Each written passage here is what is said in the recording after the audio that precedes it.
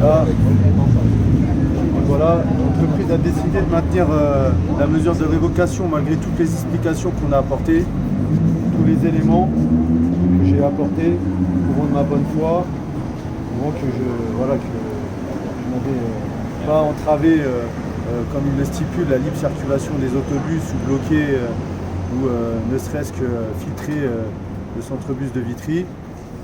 Donc ils ont décidé de maintenir la mesure de révocation. Donc l'avis est de tel. Donc ils ont un mois pour rendre l'avis définitif.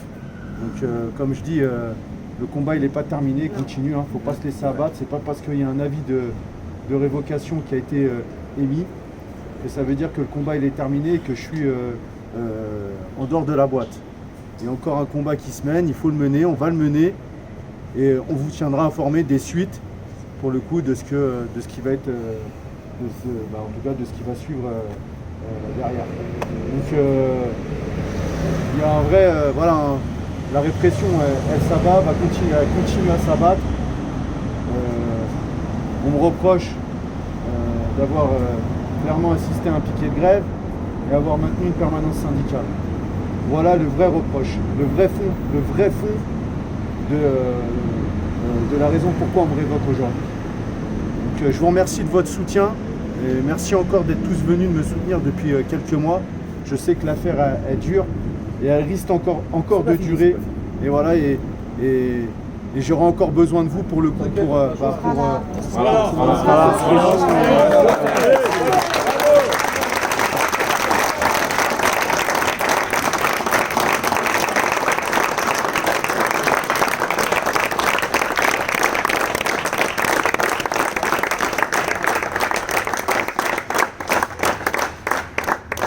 Bon, moi je vais parler au nom de l'organisation syndicale.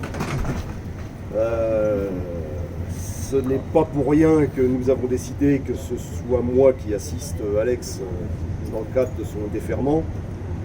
Bon, vous connaissez le résultat sur la vie. Pour résumer, je le précise, peut-être qu'il y en a parmi vous encore que ça a dû faire le tour des tablés, mais je précise quand même, néanmoins, et d'autant qu'il y a des camarades qui filment, je précise, et il faut que ça se sache, que les 3 membres représentants de la direction de l'instance contradictoire qu'est le conseil de discipline n'ont posé aucune question, ni à Alex, ni à la représentante de l'unité opérationnelle qui a demandé que Alex soit révoqué dans le cadre de cette procédure disciplinaire. C'est donc la démonstration. La direction se sent tellement dans l'arrogance qu'elle ne prend même pas le respect de la forme contradictoire qu'est le conseil de discipline pour pouvoir argumenter sa prise de décision, ou en tout cas sa prise de décision sur la prononciation de l'avis du conseil de discipline. Y compris la présidente du conseil de discipline s'est positionnée sur un avis de demande de révocation, sans avoir posé la moindre question à quiconque.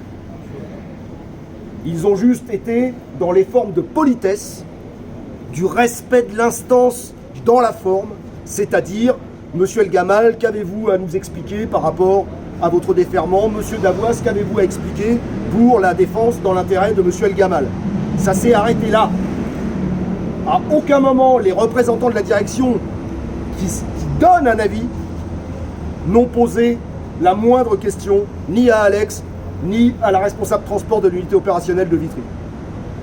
Donc, on peut le dire, le conseil de discipline a été piétiné et l'aspect contradictoire de cette instance a été dévoyé, totalement dévoyé. Voilà, c'est tout ce que j'ai à dire. Il est évident que l'organisation syndicale va rester aux côtés d'Alex et va le soutenir jusqu'au bout. Et nous nous battrons jusqu'au bout pour qu'il soit réintégré dans l'entreprise, quitte à ce que ça prenne des années. Voilà.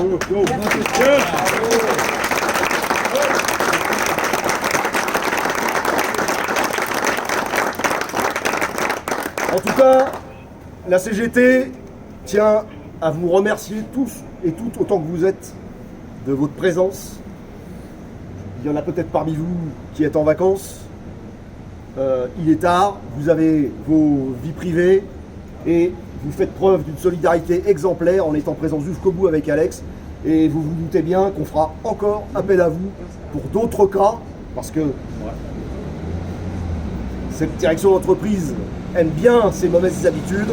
Elle fait un travail de fond politique en contestant le droit à la CGT de s'exprimer, de lutter, de s'organiser et aux salariés de s'organiser derrière la CGT et avec la CGT.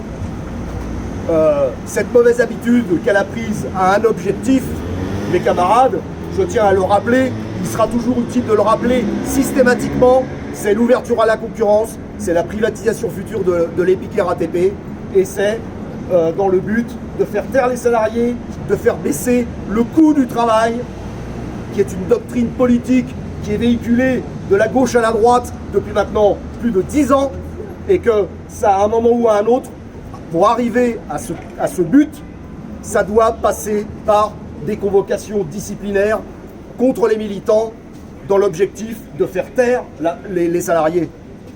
Et ça, c'est propre à la RATP comme partout ailleurs. C'est donc ce que vit Alex aujourd'hui, ce n'est pas nouveau. D'autres avant lui ont eu à le subir.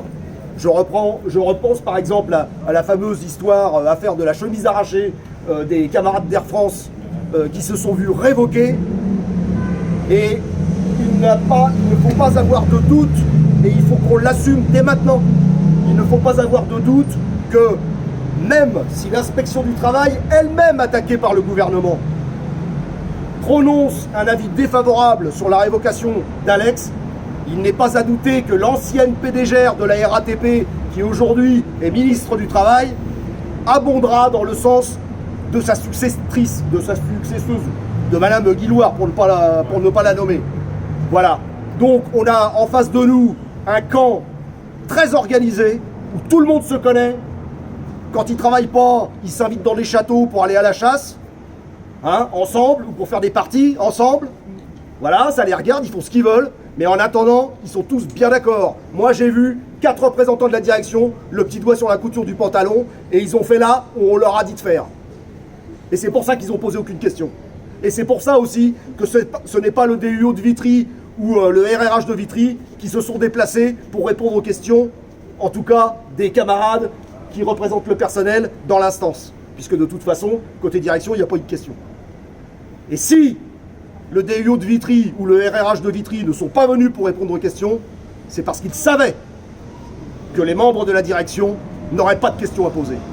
C'est parce qu'ils savaient que de toute façon, ça serait la révocation. Ça, il faut que tout le monde en ait conscience. Le combat, c'est pas du combat disciplinaire pour des faits reprochés. C'est un combat de fond politique. Aujourd'hui, ils nous en ont fait la démonstration flagrante et il n'y a pas à discuter là-dessus. Je vous remercie mes camarades. Merci à tous.